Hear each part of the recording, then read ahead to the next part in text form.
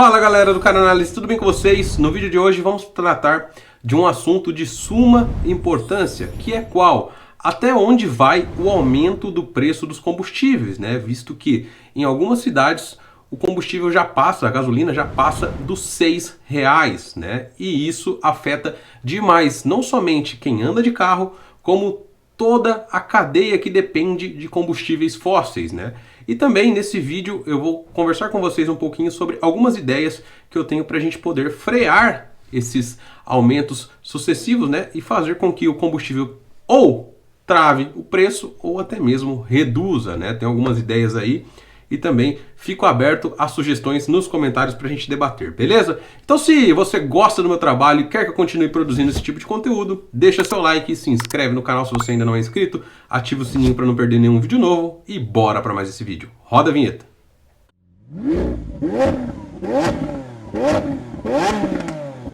São vários assuntos importantes que eu tenho para discutir com vocês, mas no de hoje, né, eu resolvi escolher aí a questão do preço do combustível, né? Como vocês podem ver, tem cidades aí que a gasolina já está passando dos R$6, né?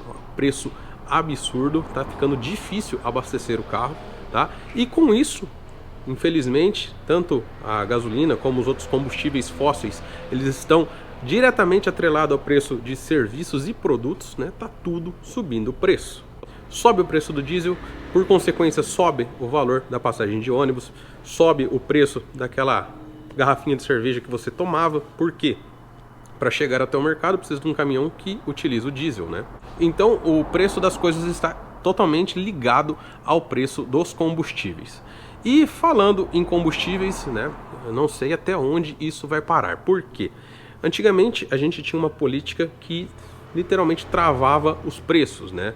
O governo decidia quando ia ou não ia ter o aumento dos combustíveis.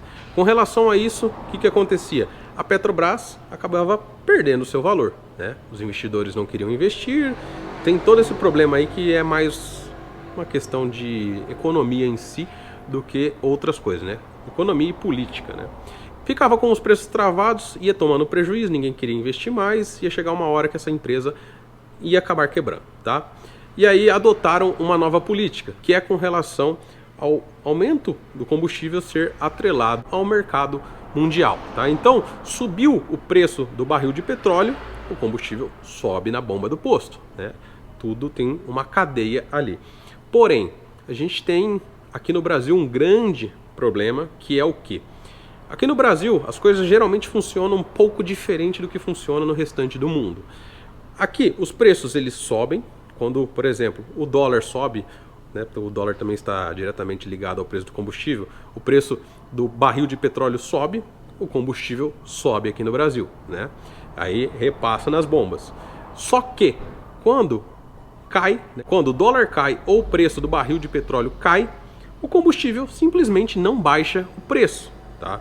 Esse é o grande problema que a gente tem aqui no Brasil. E não é só para combustível, isso é para tudo, tá? Aqui no Brasil é aquele negócio. Se você vai elevando o preço, elevando, enquanto as pessoas estiverem comprando, esse preço não vai cair nunca, tá? Então, esse aí é o primeiro porém que a gente tem.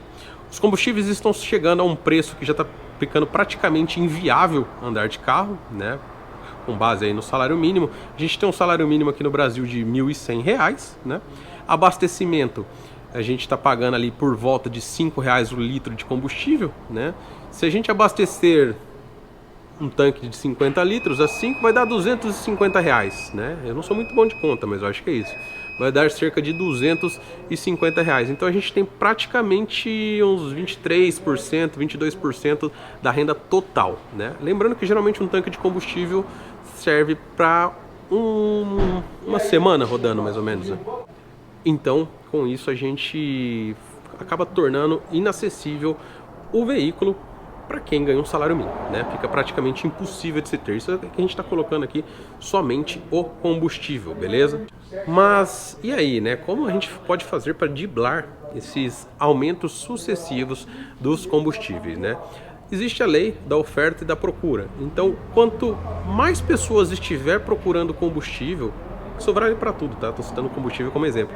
Mas quanto mais pessoas estiverem procurando determinado produto, mais difícil vai ser desse produto baixar o preço, porque vai faltar produto no mercado, então os preços tendem a subir, tá? A gente tem uma carga tributária gigantesca nos combustíveis, cerca, se eu não me engano, de 40% do valor do combustível é impostos, né? São tributos. Então, uma das maneiras de se baixar o custo do combustível, né, seria baixando tributos, uma reforma tributária. Isso eu particularmente acho muito difícil do Estado fazer, né? Porque o Estado nunca quer abrir mão das regalias. E para ter acesso a isso tem que abrir mão de regalia, né? A gente tem muito dinheiro sendo mandado para os altos escalões do governo, né, para manter aí a vida boa deles, literalmente falando, né? Então isso muito provavelmente não vai acontecer. Uma coisa que dá para se fazer, que indiretamente vai estimular a baixar o preço do combustível, é você começar a baixar a porcentagem de impostos, de tributos incidentes em carros elétricos, né? Tanto híbridos quanto elétricos. Por quê? Nesse caso a gente vai ter uma redução da procura no combustível, né? Porque vai utilizar menos o combustível e com isso ele tende a ter mais combustível no mercado e menos pessoas querendo utilizar. Com isso a gente vai ter um custo baixando, né? Automaticamente, na teoria, vai baixar ou pelo menos parar de subir, né? Porque no Brasil geralmente as coisas não baixam, elas às vezes param de subir, nem sempre, né? Aqui é bem complicado. Mas a gente não tem também por parte do governo incentivo para aquisição de veículos elétricos, né? Não é interessante para o governo isso por um simples motivo, né? Muito do dinheiro do governo, grande parte dele vem de combustíveis fósseis. Então, carros econômicos, carros que são elétricos, né, que não consomem combustível, não são interessantes para o governo porque vai diminuir sua arrecadação, né? Então, esse é o grande problema que a gente tem. A gente teria como solucionar esse problema com base nessas ideias que eu tive, né? Seriam ideias aí que poderiam trazer uma solução, mas eu particularmente acho que elas não vão ser aplicadas. Qual que é a outra maneira? Qual que é a outra maneira que a gente tem de baixar o custo dos combustíveis? É uma maneira que isso depende de você que está aí do outro lado da tela, né? É começar a ter menos carro nas ruas.